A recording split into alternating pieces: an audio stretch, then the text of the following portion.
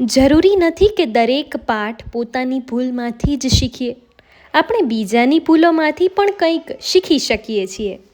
બોલતા તો બધાને આવડે છે, પણ ક્યાં, કેટલું અને કેવી રીતે શું બોલવું એ બહુ થોડા લોકોને જ આવડે છે. રૂઆબ અને પ્રભાવમાં બહુ જ ભેદ છે. રૂઆબ હોદાનો પડે અને પ્રભાવ તો હંમેશા સાચા અને સારા વ્યક્તિનો જ પડે. ઈમાનદારી અને માણસાઈ બંને બહુ જ મોંઘી વસ્તુ છે. જેવા તેવા લોકો પાસેથી આની આશા રાખવી નહીં.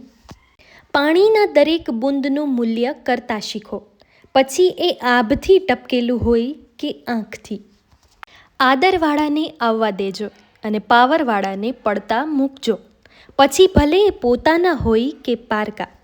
આનંદમાં રહેવું હોય તો જે છે એને છુપાવવાનો પ્રયત્ન ના કરો, અને જે નથી એને બતાવવાનો પ્રયત્ન ન કરો.